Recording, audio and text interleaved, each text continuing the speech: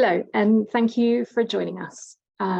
Wherever you're dialing in from, you're very welcome today at this celebratory webinar to share the lessons and the reflections from the COVID Emergency Statelessness Fund Consortium.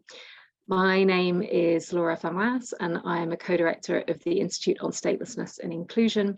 We are an NGO dedicated to promoting the right to nationality and the rights of stateless people around the world.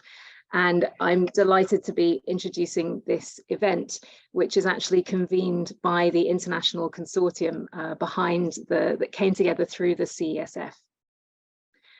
We have come here, as I mentioned, to celebrate the impact, to share the lessons learned, and to reflect on future directions from the CESF experience. Much has already been documented in the report entitled Together We Did, and a separate external evaluation of the CESF, which are both available online. What we hope to do today is to bring those reflections to life through a conversation with people who are involved in different ways in the CESF experience.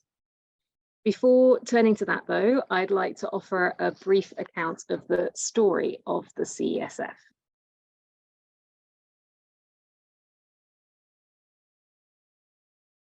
As you will all be very well aware, the COVID-19 pandemic created untold suffering for countless people, but it also shone a light on neglected and often hidden issues, including for stateless communities.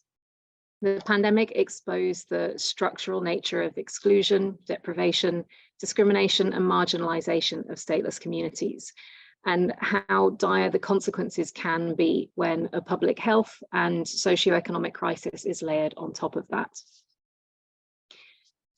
To talk about this, let me take you back to the beginning of the pandemic and the position that my team was in at the time. It was not long after WHO declared COVID-19 to be a global pandemic that our team started to receive distress calls from partners, from community groups, from movements, from networks led by stateless people who were experiencing firsthand the life-threatening cost of excluding stateless people in the COVID-19 response. For example, we heard from the Citizenship Affected Persons Network in Nepal, which reached out to say that they were aware of some 40 stateless families that were facing a real risk of starvation because they were excluded from state food aid because they didn't have the documents required to prove that they were citizens and were entitled to help. We received calls of concern from groups in Malaysia about immigration raids that were targeting stateless people, while at the same time there were COVID-19 outbreaks in the immigration detention centres where large numbers of stateless people were being held indefinitely. We had SOS messages from community groups in Kenya and Bangladesh and from other partners to let us know that their funding had been cut or stalled because donors were prioritising COVID-19 emergency responses, and this meant that there was a reallocation of funds, and it was putting the existence of small, financially insecure, but really crucial community-led groups at risk. It very quickly became clear that as the world was trying to make sense of what was happening with the pandemic and to respond to it, stateless communities were not part of the equation. Quite the opposite, in fact. What we saw was states adopting a response which really put their own citizens first. What this meant is that although stateless people were already marginalised before the crisis, COVID-19 was exacerbating the impacts and the inequalities that stateless populations faced on a daily basis. And at the same time, it was also impacting the continuity of civil society initiatives set up by and for affected communities. So we began to gather more information about what was happening and to consult with partners on what kind of action could be taken to address the issue. What became clear very quickly was a desperate need for funding to local responses that would be able to help communities during the crisis and to ensure that the work of these organisations could continue, especially because, as many were informing us, the needs were greater than ever before. And so the idea quickly took shape of some form of emergency response fund to support community-led initiatives to deal with statelessness, really at the front line of the crisis. And this was a completely new endeavor for ISI. And so our team was generously supported by the time and advice of so many people as we tried to work out what kind of an arrangement would make sense, the modalities for setting up a fund, and indeed started to reach out to funders to be able to provide the financial resources towards it. Through these conversations, we puzzled out how to put things together. And after the very intensive 2 months of need assessment and conceptualization, of convening a committee that would help to advise and oversee the fund, the CESF was launched in June 2020. And as you'll see at the sort of where this timeline ends, July, September 2020, we began to make the first awards, both scoping, so sort of small awards to document the issues, and action awards to really undertake quite substantial advocacy and community engagement projects. Overall, the CESF grew into a global civil society consortium with 18 different partners across 17 countries. All of the projects were focused on working towards a systemic solution. They were about identifying, documenting, and responding to structural exclusion for groups affected by statelessness. Where urgent humanitarian needs were identified by partners on the ground and where there was no other means of addressing them swiftly, humanitarian relief could also be provided, offering short-term relief while working towards these structural solutions and helping to ensure the trust within the community to continue this kind of work. At the point at which we were wrapping up this time-bound initiative and looking back on what had been achieved, these are some of the key headline facts that came to light about the overall experience. So in total, around €500,000 was invested across a period of 2 years, the bulk of which went to partners to implement their localized projects. Over €350,000 was shared across these partners for their projects to be implemented. And then there was money also spent on providing accompaniment and support and connecting initiatives for peer learning, as well as distilling lessons to feed into global advocacy. And ISI put some of its own institutional funding towards the costs for actually fundraising for the CESF and administering it. As mentioned, we had 18 projects implemented, many of which deployed a real mix of activities, and you'll see on the screen some of the types of activities that partners engaged in, really tailored towards the local needs and the local context. So anything from ensuring that people were reached with awareness raising on how to protect from the virus or of the availability of vaccines when that came to pass, to advocacy for law and policy change to ensure that people were included within the statelessness response. Over 35,000 people were reached in some form or another, whether that was through awareness raising or targeted legal support or vaccine accompaniment.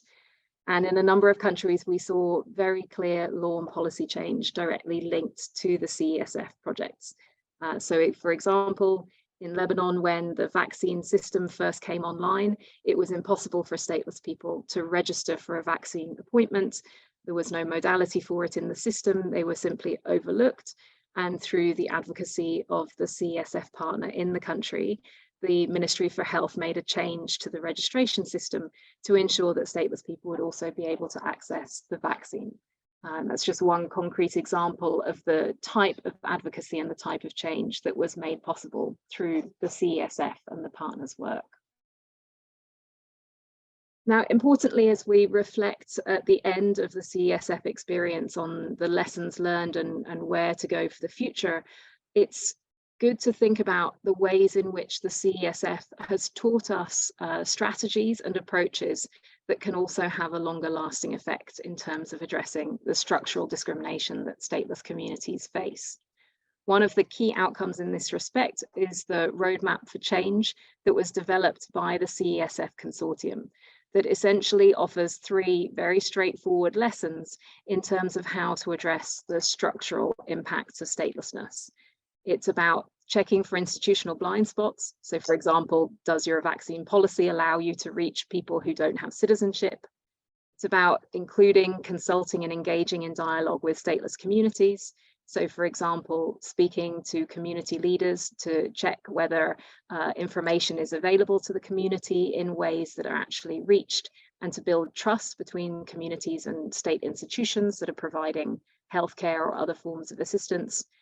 And the third step is to build back better, to essentially do better in a post-COVID world than we were doing before, by learning from these strategies for addressing the structural exclusion that stateless people face. Now, we will hear more about this roadmap and some of the lessons and impacts later on. Before I turn to the person who will be leading the first part of this conversation with our CESF partners, I wanted to share one reflection from a meeting that we actually had just before this webinar began with our CESF Consortium partners as our own internal celebration of what was achieved and a chance to reflect together. So I'd like to quote the words of Jawad Fayrouz from Salam for Democracy and Human Rights, an organization that works on statelessness issues and other human rights problems in the Gulf states in particular.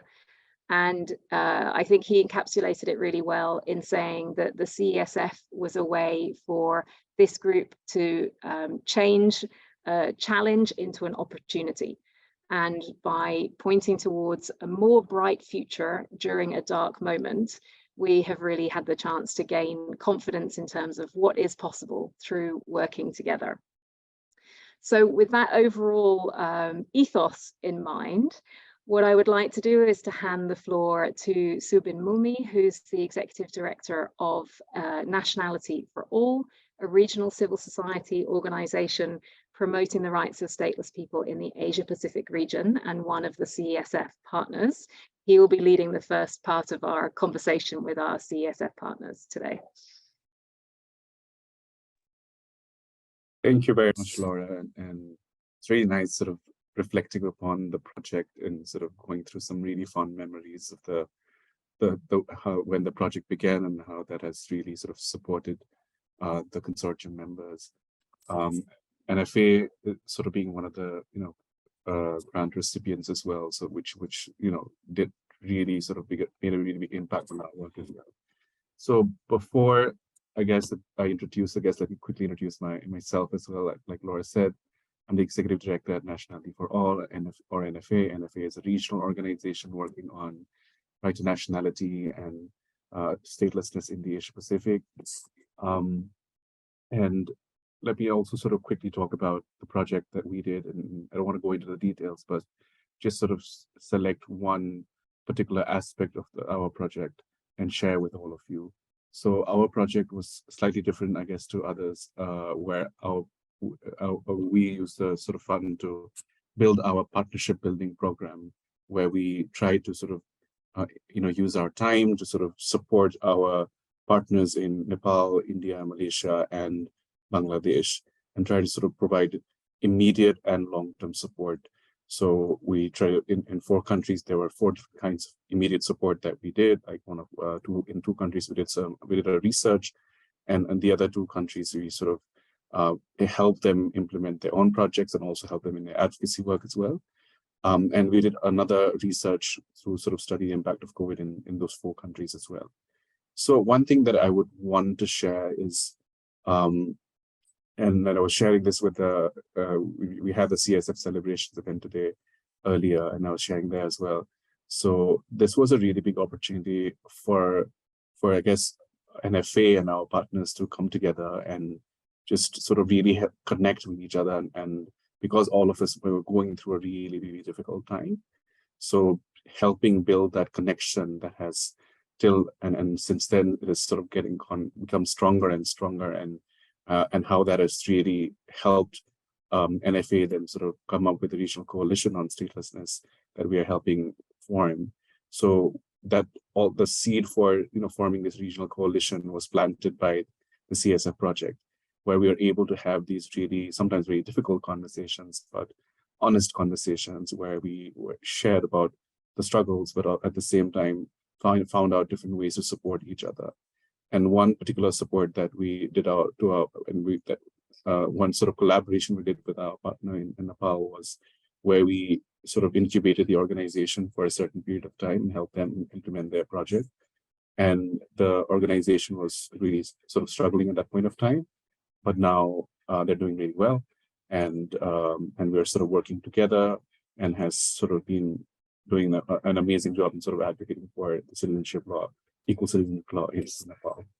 So with that, now let me quickly introduce the two partners where I'll be having the conversation. Sabine, who was the independent evaluator of the CESF process, and I was fortunate enough to participate in the evaluation with Sabine as well. And then Elvis was the executive director of Firenamenka, a Roma youth organization based in Montenegro. So can I ask both of you to turn on your camera? I can see Sabine. Okay.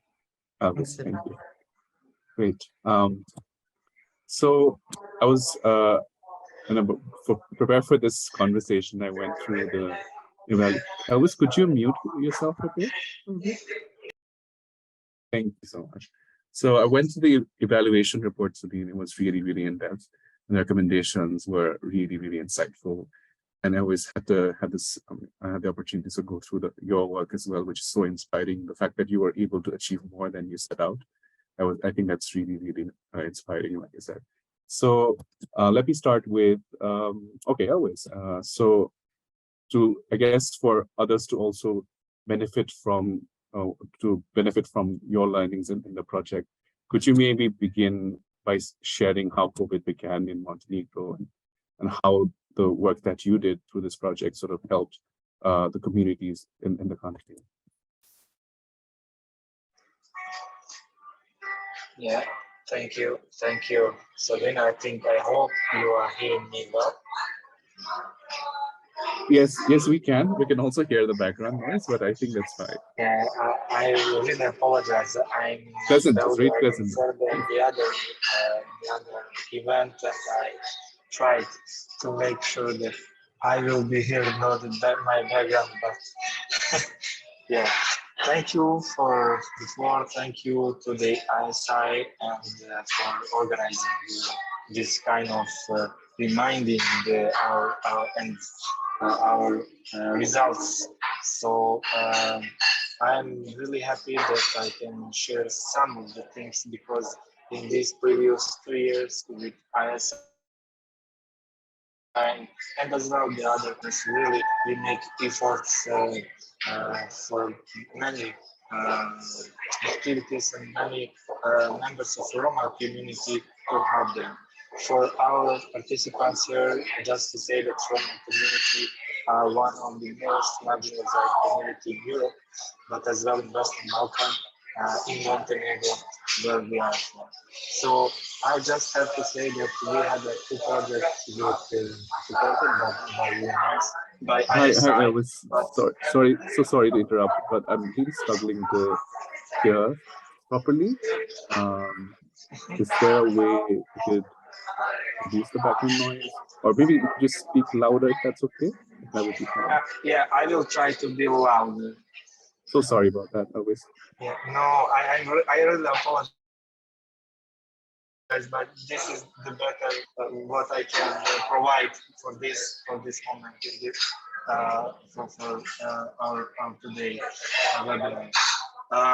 Yeah, if I am now feeling well, then I want to thanks once to ISI for supporting us through the project activities, through project in previous period. We had very difficult times in 2020. The first COVID case was identified in Podgorica, capital city of Montenegro. And from that moment, we really started, affected and faced with double discrimination by societies, because they thought that Roma now they will impact the other society, because most of the Roma members and members of community are doing the most how to say physically hard jobs, and they are collecting from the garbage, etc. And because of that, they thought that now through the city we will have the double COVID presence. So, but with our partners, I mean, with support of ISI, we managed somehow to primarily reflect in obtaining more accurate data on the number of people with unresolved legal status and that they are in risk to be stateless person, as well as understanding how the distribution of COVID-19 aid took place and how many people were left out.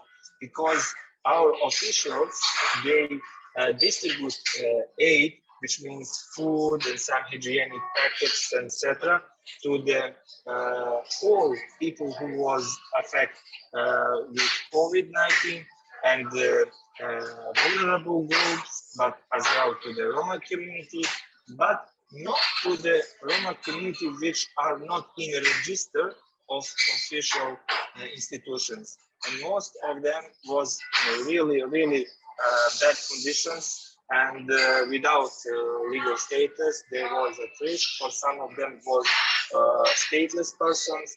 So with our efforts and our consortium, we somehow managed, and we were successful in that, with cooperation with the Red Cross, which humanitarian organization, we provided this all aid, which was provided by the state, to go through the Red Cross to the Roma community and all the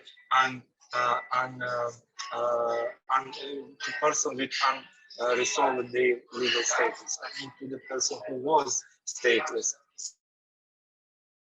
So in discussion with the relevant institutions, there have been a visible shift and the sensitization of the issue, as well as a clear intention and recognizing of the necessity to reopen one public forum for submitting a request for the resolution of legal status in Montenegro, because we saw in that moment that people, they are legally invisible, and they cannot have a right to some infrastructures, to some approach to water, to electricity, to the education, etc., etc. So that was some, I can say, maybe issues, challenges, but also our impact in the beginning.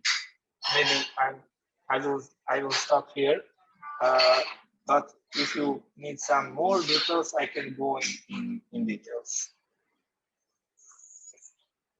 Thank you very much, Elvis. That's I'm so glad to hear that this, I guess, the project allowed you to really come up with data, and that was really helpful to build relationships and like you said, community that was, I guess, sort of deemed invisible, and the issue sort of came out.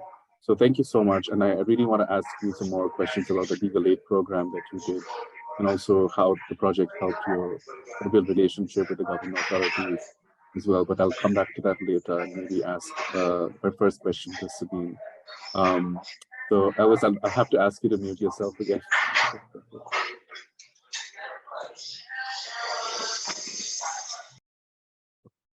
So Sabine, so as you were sort of doing the evaluation, you obviously had to go through all the projects, and they're so different, right? And they're trying to do different work, and the impact that they're creating are also very different. One, I think, really big impact that I saw with the whole consortium was bringing different actors together, and for us to be able to connect with each other and collaborate as well was really helpful. But I guess in terms of all the projects that you evaluated and all the people that you spoke with, what, I guess, one project or one aspect of the evaluation process that really struck with you, and if you would want to share that with all of us, that would be lovely. Sure. Well, I mean, I think it's very relevant what you said about bringing different actors together. And when I was thinking about this, it's that it's so has been so significant, has been the learning from each other, and sort of really highlighting what can be done when working together and when collaborating.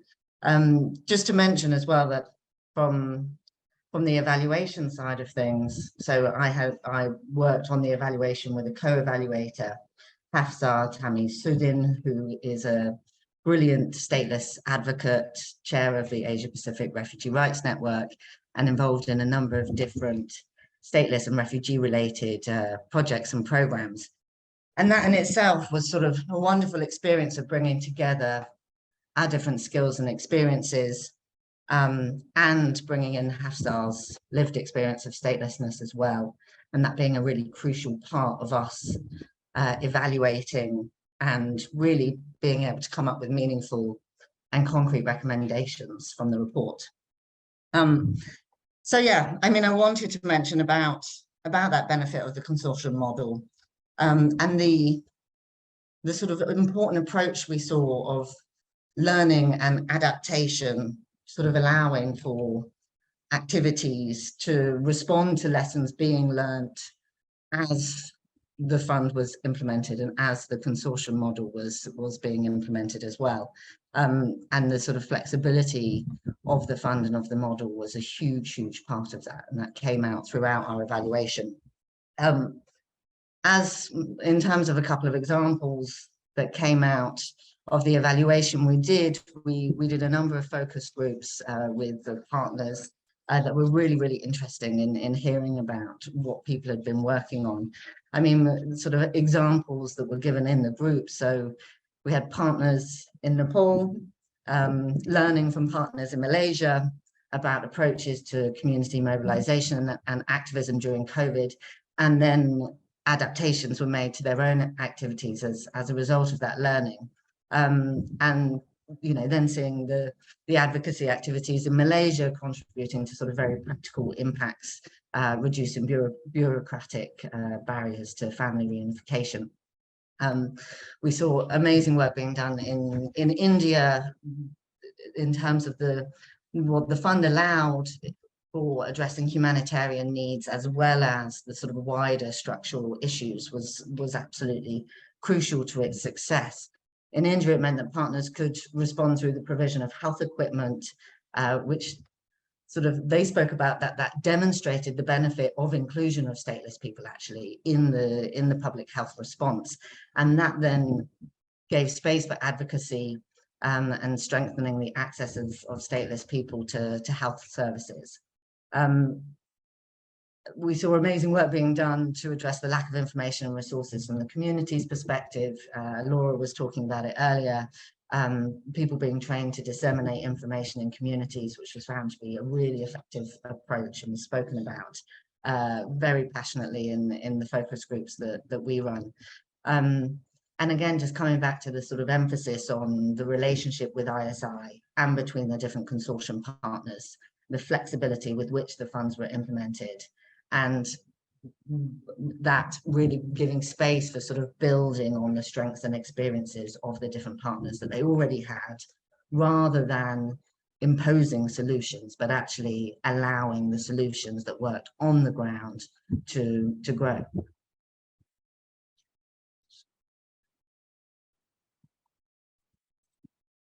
Thank you very much, Sabine. That was really elaborate, and the fact that I guess you sort of talked about most of the projects and the different kinds of impacts that they were able to create, and just sort of speaks about the diversity of the different projects and different kinds of impact I was able to create.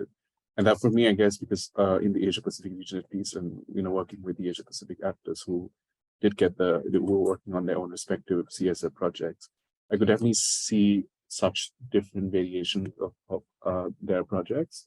And their impacts are also very different, but also connected in many ways, where this allowed them to learn from each other as well and be aware of what others are doing.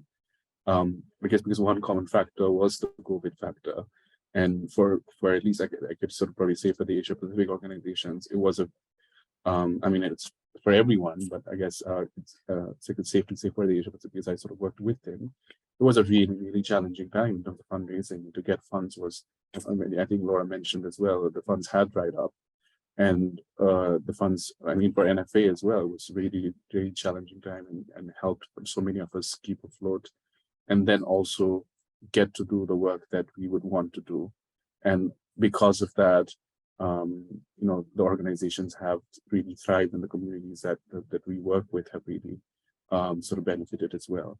But I also want to talk about the model of the CSF and what maybe could be done differently to make it, to strengthen it if we were to do it again, and what are some of the lessons learned from this model as well. But now I want to go back to Elvis and ask you about the legal aid program, the pilot legal aid program that you did, and also how this project sort of helped you strengthen the relationship with the government organization as well.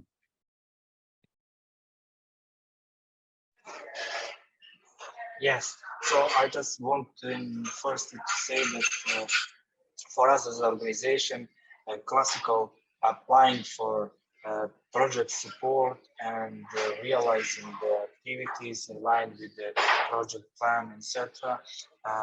It is something what is usual the way how we provide the support. But through this, I can say way of operating with our side, really the flexibility of the support and providing the finance for our target group was for us very successful and very important. Why? Because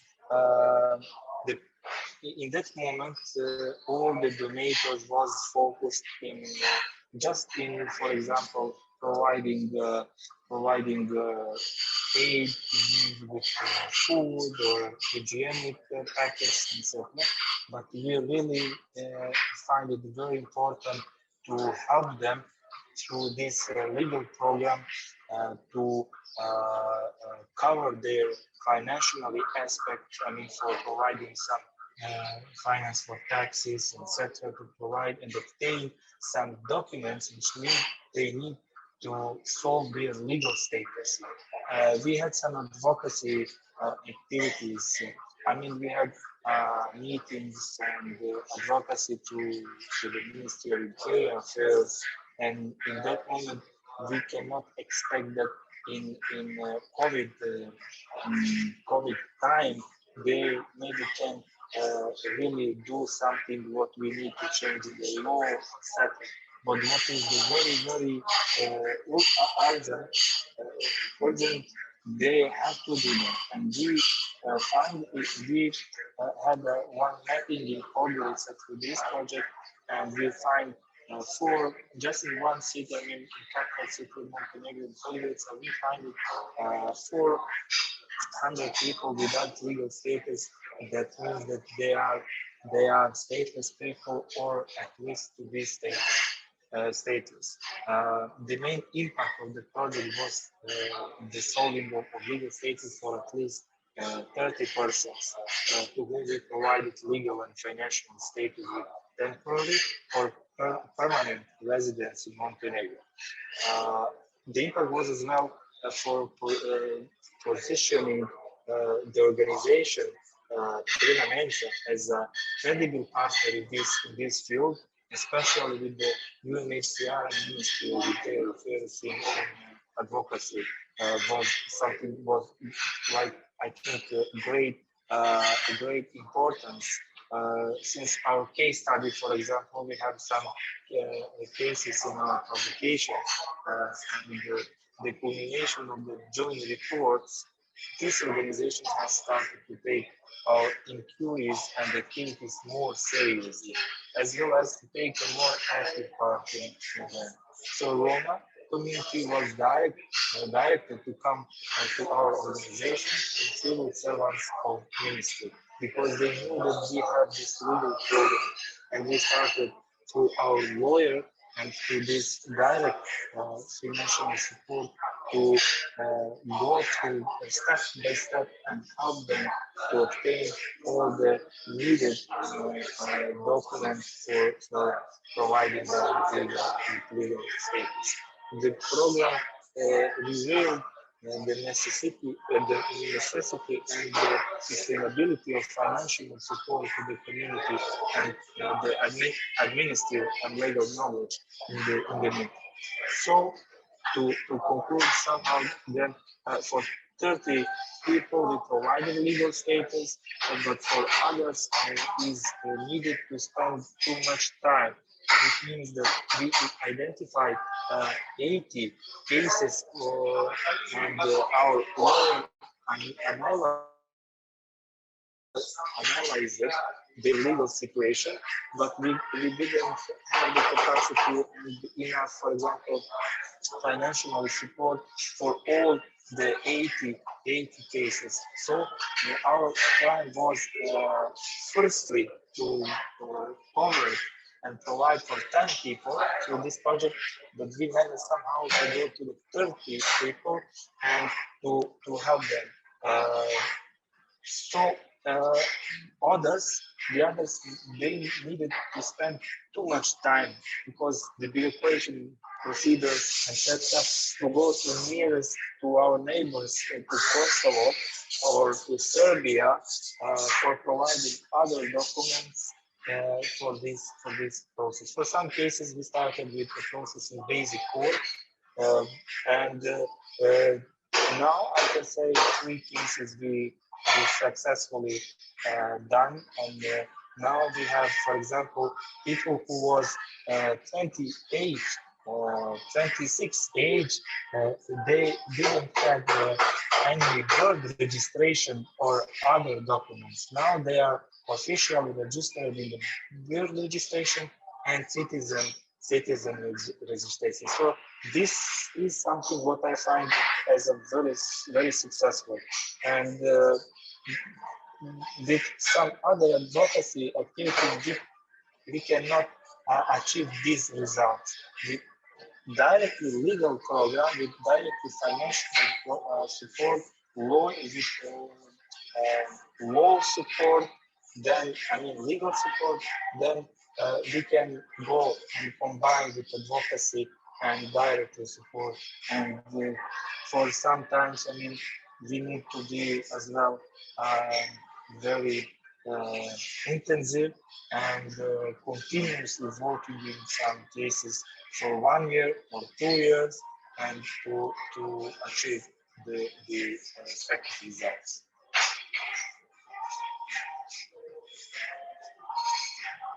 Thank you, Elvis. Yeah, that was really, I guess, comprehensive in terms of the work that you did and the kind of impact that you created as well.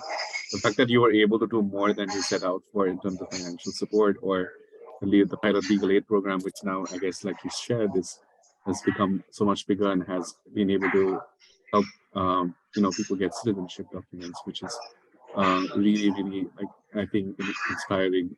And the fact that other organizations are taking you seriously now, UNHCR and other organizations as well, and sort of working with them. And that's also really, really encouraging to hear.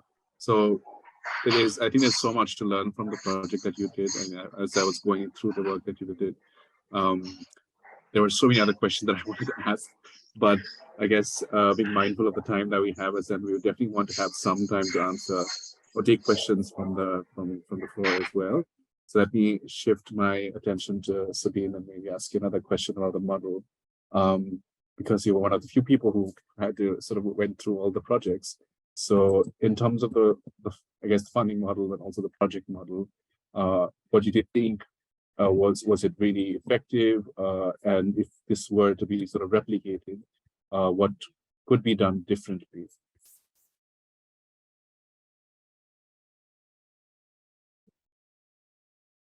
Thanks, Subin. Yes, very happy to talk on this. We really did see how effective it was.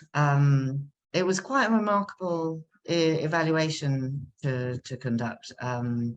The ethos that was mentioned earlier really really came through in the discussions that we had, and that it was so clear how that had an impact on how effective it was, you know, because of what that allowed for, and because of the space that it created. And you know, I mean, we talk in the evaluation report, and I've said already, and I'll say again, the flexibility and the support that was involved in the provision of these funds and in the consortium was so crucial to its success. And it's something that is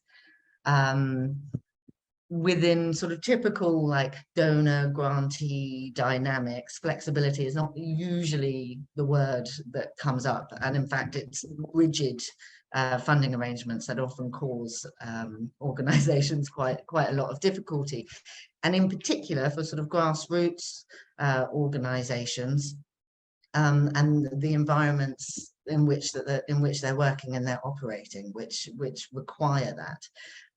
I think in terms of what could be done differently from that funding perspective, we, you know, it was very clear that the monitoring and evaluation, the advocacy, the learning was crucial, and partners were very active in that throughout, and that was why we're here and why there's the Together We Did report, and that's come out of all of this work. But actually, from a financial perspective, that work wasn't the work that was necessarily being compensated for these organizations. And I think for us, we really felt that particularly where local stateless-led organizations, you know, getting overheads in funding and things like that is often not that available, all the more necessary to think through how do we make sure that we are compensating these organizations that are doing vital on the ground services, also for this additional learning that the whole consortium is benefiting from and feeding into a sort of global advocacy approach.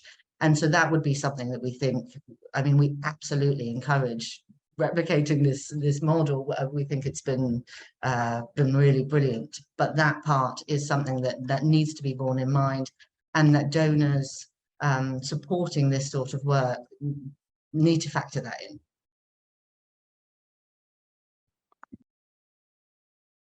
Thank you, Sabine. That is really insightful, and I think that like you said, the model definitely needs to be replicated, and I think based on, I guess, my experience as well, the donor grantee relationship, like you said, was very equal, and that allowed for organizations to sort of really capitalize on you know, doing what they would want to do, and not be afraid of you know, sharing their ideas and thinking of innovative and creative ideas as well.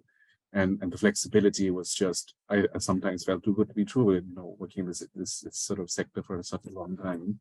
And but that really, you know, for I guess based on my example as well, our example as well, we sort of felt very ambitious as well. We thought, we sort of realized that we were definitely being ambitious with this really flexible fund, but that steep learning curve allowed us to grow as an organization a lot more than we would have with a different kind of donor grantee relationship. And I could sort of hear or read that in the evaluation report as well, which really is sort of, I know, was really timely and has sort of really supported many organizations. So being mindful of the time that we have as well, unfortunately, we might not be able to take questions from the floor, and might need to hand it over for the next set of discussion. But before that, we'd like to thank both Elvis and Subin. Thank you for answering those questions and being really insightful and honest as well. It was a pleasure sort of speaking with both of you. And now I would like to hand it over to Avila. Thanks very much. Thank you. And I think that first session gave us a great sense of the programme and of some of the work that was undertaken. My name is Avila Kilmurray, and I was an external member of the fund committee. And the fund committee, I must say, took its responsibilities very seriously. We worked with the staff to actually get a sense of what the various applications were looking to do. My background personally is as in philanthropy as a funder, And I must say, I was particularly struck by the sort of the mix that we got between the very necessary humanitarian support because of the circumstances of COVID, but also that mix with the lens of self-reliance and the awareness, as has been already mentioned this afternoon, of the local circumstances and being conscious of the diversity of local circumstances. But also what was really important, I think, to our committee members was the right space focus that so many of you brought to the work. And that's then was reflected, as we've heard from Sabine and others, in terms of the importance of that advocacy and legal changes in a situation that was very difficult. So it was very much creating opportunity out of necessity. But I'm joined in my session by two projects, by Yasah Kimei, who's the project manager of the Nubian Rights Forum in Kenya, and Bridget Wooding, the director of the Caribbean Migrants Observatory that coordinates the Dominicas por Derecho, the platform in Dominican Republic. And we'll also then hear from Grant Mitchell, who's been working with ISI in terms of advocacy. And I'd like to start off really, perhaps to you, Bridget, by just asking you, how did the CESF inform the way in which you worked, and how did the provision of the humanitarian support enable you to address people's immediate needs, but in a situation that you were also addressing pre-existing structural discrimination? Yes, good morning, everybody. Yeah, my name is Bridget Wooding, and I'm here in Santo Domingo, the Dominican Republic.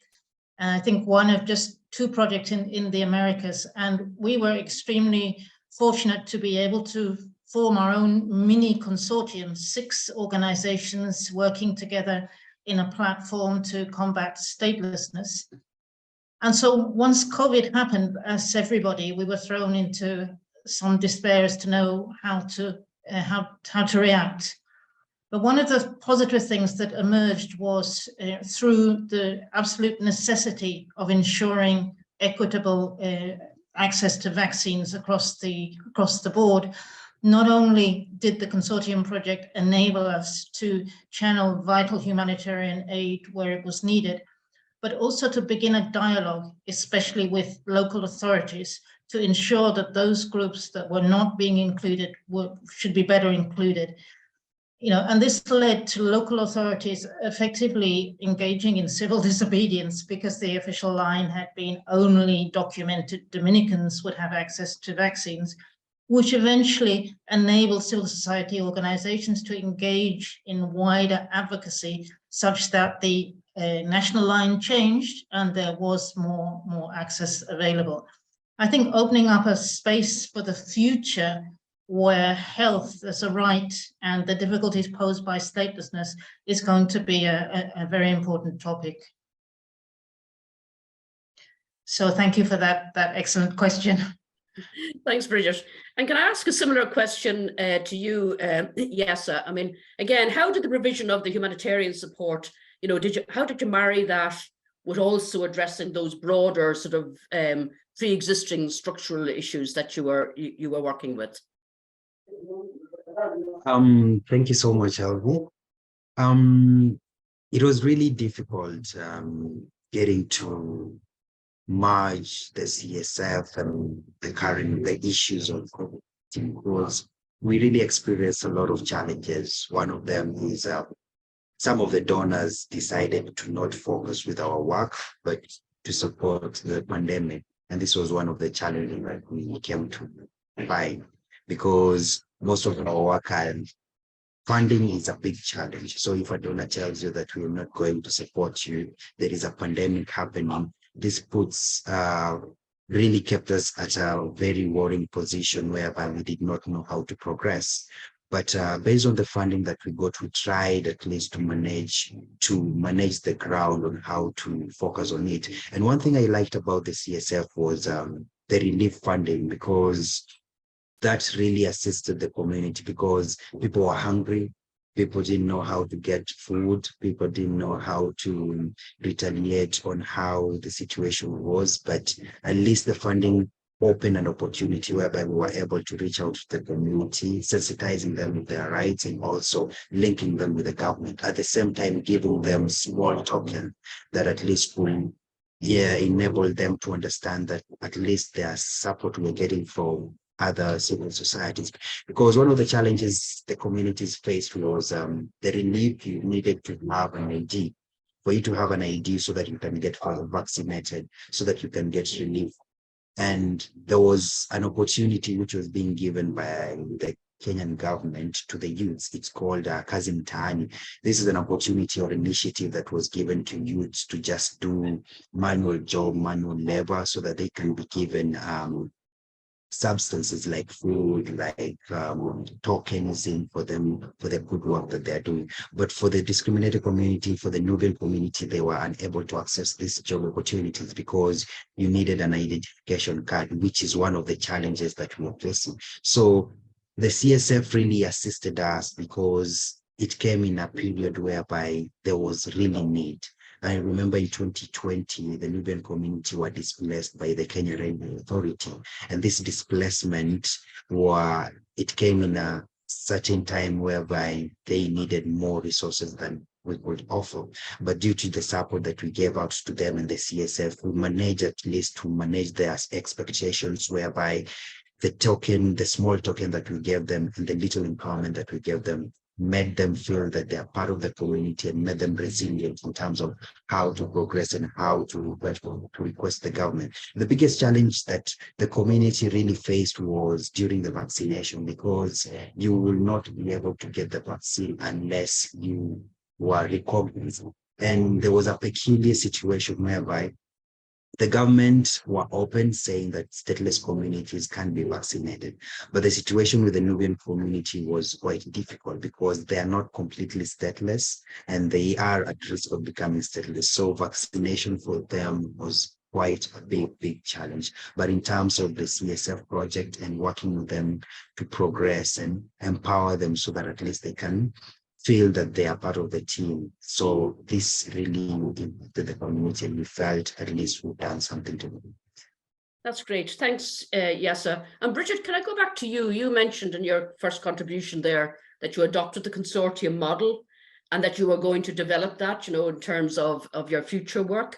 Could you describe, how you went about doing that and perhaps some of the things that you had to sort of be conscious of in actually building an effective consortium? Yes, thank you for that question. Yes, we felt that we were a kind of mini consortium within the bigger consortium. And that posed a number of challenges because the need to arrive at consensus through which all the organizations did slightly different things under the consortium model, and nevertheless were very complementary, and things which emerged, which we took on in one way or another. So, for example, the need to look at groups that may be differentiated by statelessness and by the COVID pandemic, and thinking particularly, for example, of women and young people. So in trying to think how to take things forward, we've been developing a kind of health initiative that's looking at how to monitor access to health at the local level by kind of community-based groups, those groups that have difficulty in accessing public health because of their documentary status or lack of documents. And so we're actively engaged in this at the moment with a view to building up from locally to see what we can resolve with public health authorities locally, and those more difficult, thorny questions, escalating them up the ladder. But I think what the consortium project enabled us to do for the first time was to have contact with some of those key actors in public health and other ministries with whom we thought we would arrive at a brick wall. But in fact, we found that there was more there that united us than we had previously thought. So yes, very excited about going forward in this way with part of our little consortium on health and statelessness for the future. Thank you. Thanks, Bridget. And can I go back to you? Yes, I mean, there's actually a question in our little panel. saying, you know, if you could talk perhaps about any positive lasting impact that your organization has experienced, you know, whether it's from government or government cooperation, and Bridget mentioned that in terms of local authorities, as a result of being part of the consortium. I can basically respond based on the overall work we've been doing. For the last 10 years, we've been working with the government, and all of them, they've just been responding on, we're going to solve the issues. But what I liked about the coalition is there is a small coalition and there is broader coalition. A smaller coalition was organizations working in Kenya. The coalition really spearheaded on how the government will respond. And the government, for the last 5 years, they did not respond in a positive way. They used to be using by force things, formulating policies, coming up with other platforms that they're just saying, this is what you're going to do. But what we've seen based on working together as a coalition, based on working as a team, we have seen governments approaching us in a different way, because no government will want to be taken to court, and litigation is one of the things that lengthens things in how to respond to situations. So we've seen the current government, we've seen the coalition, whereby one of the challenges that we faced was funding.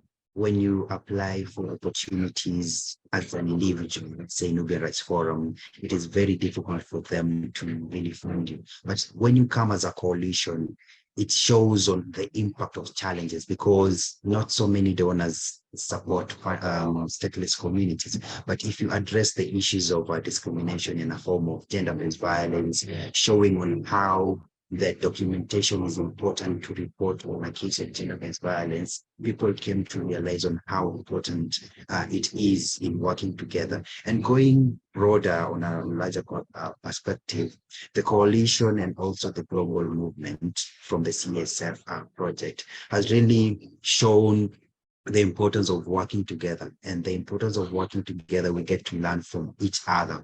Let's say in Africa, the global south, we get to learn what is Asia doing, what is Europe doing, and how can we merge these responsibilities together to progress. And one thing that has come out clear is these challenges, we came to realize that they are challenges across the world. And if these are challenges across the world, we need to come up with a packaging way to be able to respond to United Nations, because United Nations are the ones that probably will spearhead the issues of the challenges that we're facing. So coming up together has really brought opportunities in terms of donor understanding our work, government understanding the challenges and the gaps that we are facing, and also states have an approach of probably trying to compete with another state, whereby you could see Kenyan government saying that we're going to solve the issues of statelessness in 5 years. They approached us last year and saying that we're going to solve the issues of Nubians in the next 3 years, because we've seen other countries spearheading the issues of statelessness. So bringing communities and organizations and donors together has really helped in spearheading how these approaches are being taken and how donors are responding and how states are responding. So this is the way that I would really be happy if we continue expanding and looking for opportunity. That's great. Thanks very much. And that's actually a good bridging note, I think, to introduce our third speaker, and that's Grant Mitchell, who's now Head of Advocacy at ISI. And Grant, could you perhaps tell us a bit about how you became involved in the CESF Consortium, and how do you see the learning and lessons in the development of a roadmap as a way to inform future work on this issue? Thank you, Avila. Yeah, look, I'm in the new role the last 6 months, but when I first got in touch with CSF, at the beginning of COVID, I was actually working with a charity working on homelessness. And what was fascinating and shocking, and perhaps not surprising at that time, was a group of people who were completely being neglected by the authorities. Suddenly, when there's a requirement to stay at home, there was all attention and eyes were being focused on that group, and they were citizens in the country I was working in. I got a call from our ISI friend saying, can I run an advocacy workshop not long after? And I didn't know much about this consortium, but in that first meeting, I was completely inspired and can just see how the groups that were working were using what was just a shocking, horrendous situation to shine a light, just as it had happened with other groups like homelessness, people in prisons, detention centers, that this was a consortium, a group that had come together to expose and shine a light on what had already been fundamental structural discrimination faced by stateless populations. So I was completely inspired by the groups, and we've heard quite a lot today of what's been done. And I think what is, there's so much to build on. I know this is kind of a wrap up and a celebration. We just had an amazing celebration with groups, but I think what is really critical here is that we heard from Sabine and Yasah, who both did an external evaluation of the CESF, and also that the groups that collaborated together have reported consistently throughout the process, first with Together We Can, and finally the report, which I was a part of the Together We Did, which has just gone global and been launched. And I think it provides such a learning and such a base. And just, I mean, a lot of it's been touched on, but just to answer your question about the learnings and what's possible moving forward, I mean, I think there's two things. One is the model itself, which we've been hearing about, and secondly is on advocacy.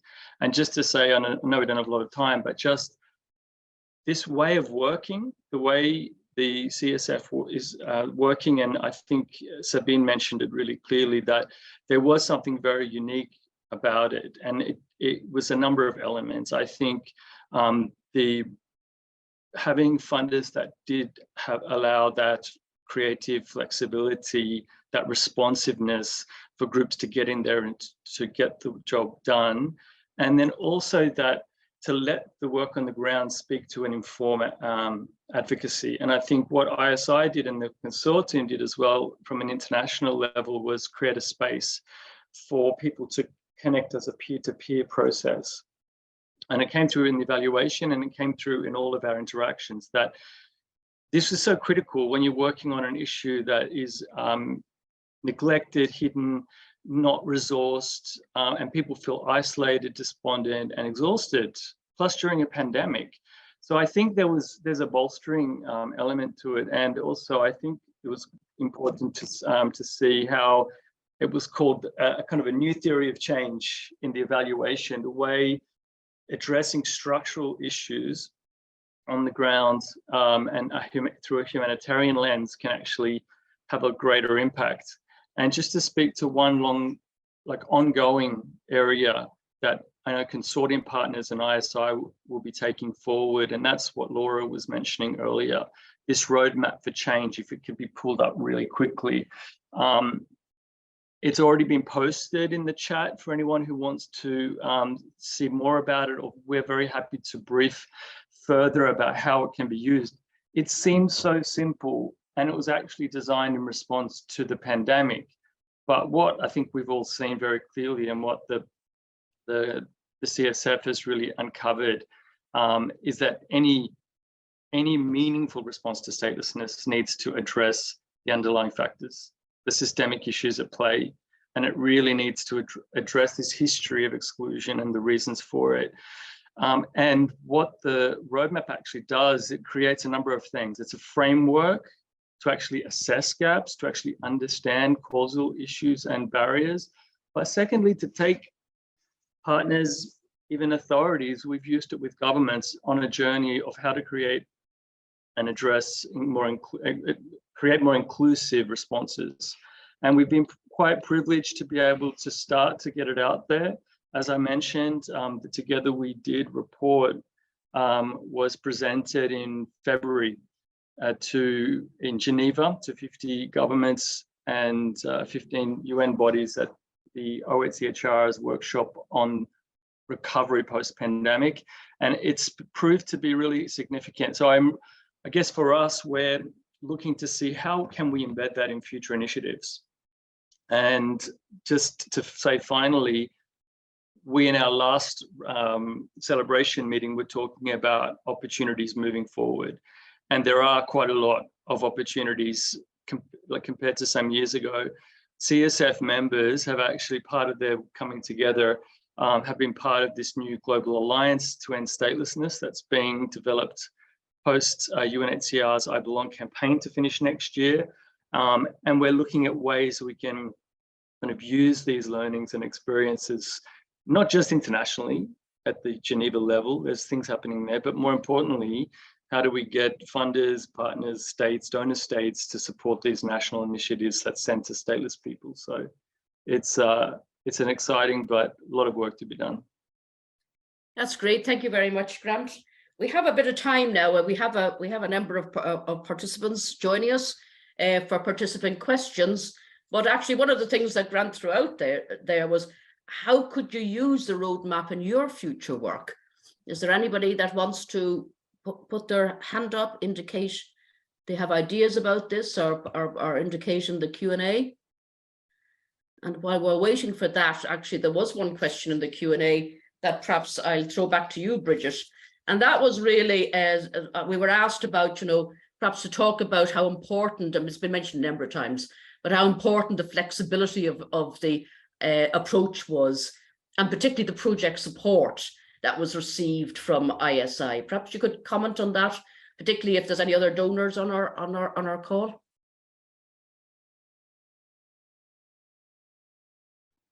Yes, I think that's a very good point of it, that this flexibility enabled us to move forward faster in ways that we really didn't think were possible. Because previously we had some experience of dealing with statelessness and education, but we never really looked at statelessness and health before as issues. And so what happened really is that the flexibility of funding, on the one hand, humanitarian aid, on the other hand, research, on the other hand, legal work, and so on, it enabled us to bring all these things together and to make it more than the sum of its parts. And so I think the fact that also we had international backing made it easier for us to get local national spaces. For example, with the UN system, to really engage the UN system, where before perhaps it had been specialist agencies like the UNHCR. So I think it was very important, that flexibility, where through a myriad series of activities, we managed to have more than the sum of its parts, which we could then take forward to local authorities, to national authorities, and try and see how to create new spaces where before they hadn't existed. So we're really grateful indeed to the COVID experience for permitting that flexibility and that way of moving forward. Thank you.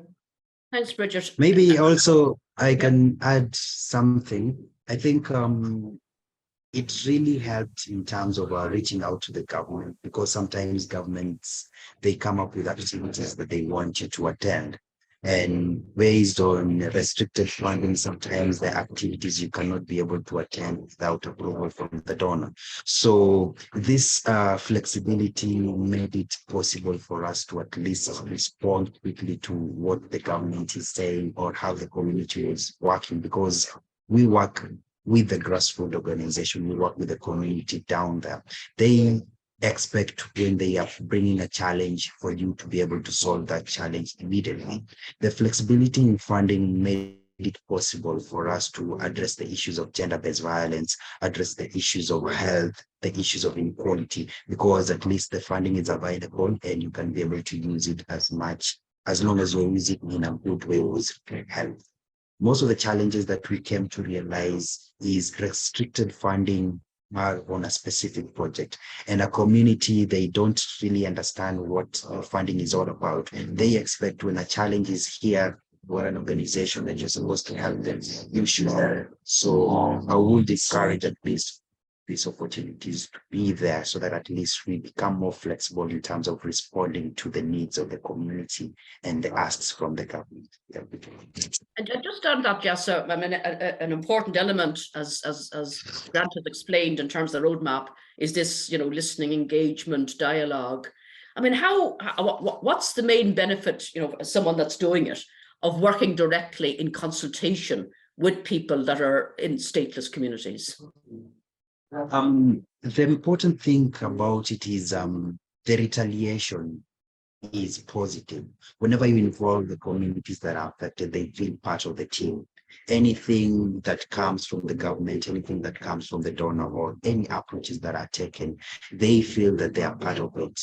One of the things that we tried at least to make sure that we are impacted and we are close to the community is at least to have community-led paralegals who are impacted with the project. So we have experienced challenges in funding, and one of the ways that we have tried to make sure that we don't experience this challenge is after assisting the community, we ask them if they are willing to pay it forward, whether they are willing to use the knowledge that we have given them to pass that knowledge to the other person. This has really helped the community to feel the organization is there to assist us, the funding is there to assist us, and in the event there's no opportunity for funding or there's no flexibility, the knowledge that they have and the courage that we have given them, they're able to call that package, if it is a baby, and call the process within themselves. So that was the importance and the beauty that we've seen around these advocacies, because sometimes you are not there.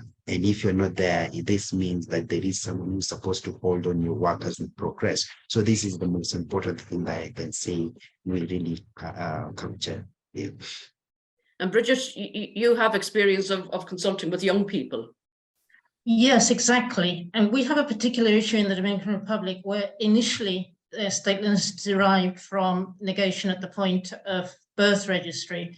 However, as we know, 10 years ago, there was a new development and there was mass deprivation of statelessness. Now, this affected very much young people who were just coming to do tertiary education, wanted to get married, wanted to engage in civil engagements, and their papers were retained.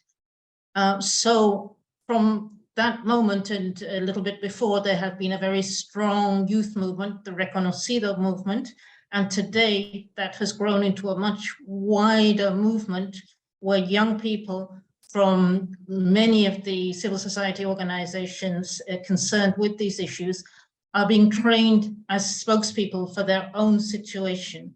And this has reached a stage where not only have they made themselves visible nationally, but also internationally. In the international human rights system, March last year, there was a public hearing, and the young people advocated for their own cases beyond what is usually a very legal approach to these matters. So I think that's been something which the confidence which we've been able to gain over this process in moving forward, we've managed to channel very positively with this new approach to making even more visible young people and making them available on the wider stage. That's brilliant, Bridget. It almost brings sort of echoes of the United We Dream movement that you have in the States as well, of young undocumented people speaking of their own stories and sharing their own stories. I've got a question from the chat saying, and perhaps I'll throw it to you, Grant. Could you talk about how to maintain a spotlight on marginalized populations that often suffer a hidden crisis beyond the pandemic, which allowed a new but temporary window to shine a fresh light on these issues? Again, can I also just add on the youth issue too? I can see, I mean, we're in the lead up to coming together for a World Statelessness Conference in Malaysia next year in February. And there's been a whole mobilization of young people affected by this, wanting to come together as some kind of youth summit or to come together. And some of the CSF partners were part of it, but a lot of young people who've been denied nationality because their mothers cannot confer their citizenship to their children have been coming together peer-to-peer learning. We've been supporting them with the global campaign on equal nationality rights, and they've created WhatsApp groups, podcasts, all these creative ways. And this is again kind of inspiring out of the work of CSF and others, and it kind of connects to the point, the question that you just mentioned. Raising awareness and maintaining a spotlight means light on every angle. I mean, this is, I think, with my previous job was working with children in immigration detention. That is, they are complete, you can't even see them. You can't, they're locked away, including in isolation rooms and solitary confinement. And it took every creative way possible to try to think who has access, who knows the issue, what are the potential solutions, who has the voices, who can get a seat at the table with the decision makers, you know, working very strategically. And I think with CESF, we've done all of elements of all of those things. That's why, not to beat it again, but I think trying to think what is the legacy we can build on here. There's so many elements, the model itself, but like I said, the roadmap is being one way we can continue to mobilize. If we see a population, if there's a population that, and there are so many that are marginalized and hidden, how can we, from international, through our regional partners, through national, to our local community groups working together, collaborate and come together. And we were saying in the CESF celebration just earlier today, 10 years ago, we couldn't have, before like having this online ability to connect, it would have been so much harder. So I think now more than ever, and again, going back to the young people, seeing how they're using technologies like TikTok in Malaysia, and really creative ways, people are being empowered. But I think also how those of us who are allies and supporters can create spaces and to seed space. So I think it takes a whole of a community, all of us together, and CESF is part of that. So. Thanks, Grant. As a confirmed Luddite, you really make me feel old at this stage, but it's all very exciting that we have the ability to have these global connections. And I think perhaps that's a good note for me to hand back to Laura, because Laura had also mentioned the roadmap whenever she did the introduction, perhaps to pick up on some of the points, but just to thank Bridget and Yasah and yourself, Grant, for sharing those insights with us. Thanks very much. Thank you so much to everyone who has joined us to share in this conversation today. By way of wrap up, perhaps I can reflect a little bit using Grant's term just now on the legacy that we hope to see and that we believe that we will see from the CESF as this joint experience. I think there are many ways to think about what the legacy looks like, many ways to think about how to measure it. One of the things that perhaps is not immediately obvious, especially to those of our partners who are really embedded with community organizations on the ground, trying to deal with the challenges that they face in the day-to-day, is just how powerful the collective experience has been in documenting for the future the impact that the pandemic had on people who are affected by statelessness. As someone who's also spent time working in academia, I know how difficult it can be to actually mobilize research on an issue that affects hidden populations. And I could only imagine how long it would have taken to have kind of gained academic funding, rolled out some kind of project across multiple countries. And essentially what the CESF was able to deliver almost as a byproduct of the work with communities and the need to understand what exactly was happening on the ground, how it was affecting people and what strategies were working, is that we have this incredibly rich documentation of what happened and how the response was shaped. And I think that that is one area in which we will see a lasting legacy. And hopefully it's a source of inspiration also for future research projects, whether that's by scholars or through collaborations between scholars and practitioners on the ground. And it reminds me of one of the other reflections from our celebration with our partners earlier today, where one of the impacts that was noted for the populations who were kind of reached and consulted under the CESF project was that it was an opportunity to assert existence. The simple fact that in the face of very difficult circumstances, There were people who were taking the time to ask what the impact was, to hear those experiences, to make a note of them for the future, to witness what was happening, but then to also progress the conversation to, well, what is it that we can do? How can we help you to assert your rights? How can we help you to navigate the system that is now affecting you?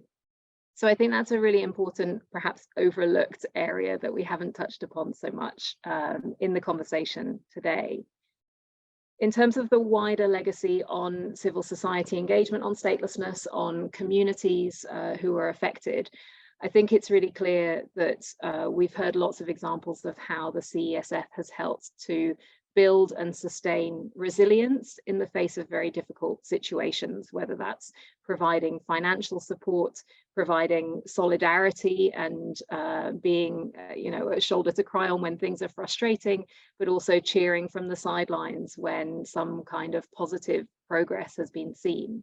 It provided all of the members of this little consortium, well, really it's a community of people who came together, the strength to carry on in the struggle, but also the confidence to be bolder in what it is that we're seeking, to push harder and essentially through that to achieve more.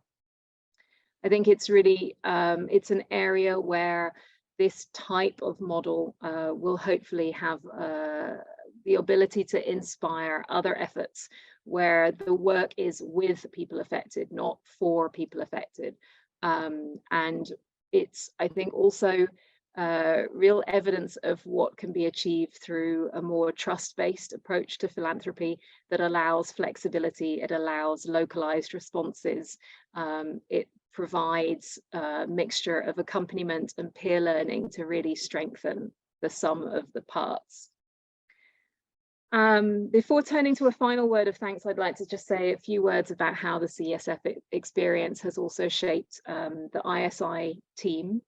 I think that, as with so many other organizations, the lockdown was a very difficult situation to endure. It made many changes for people's work life, but also personal lives. And obviously the pandemic was something that was influencing everyone's situation and health situation. I think that looking back, the CESF has really defined the experience of our team at ISI during the pandemic. It meant that we, on a very daily basis, were being challenged to reflect again on how we can meaningfully work towards our mission at a time when that mission was perhaps more important than ever before. And it also meant that we enjoyed the incredible privilege of joining conversations again on a day-to-day basis, where we were being inspired by the strength, the creativity, the resilience, the achievements, the shared frustrations of partners in so many different parts of the world. And that connectivity is the thing that really sustained us and our team when we were feeling so cut off in many ways from the people who we care about and from our own colleagues as well. So that leads me to the final words of thanks as the CESF draws officially to a close, hopefully to be folded into many more experiences in the future.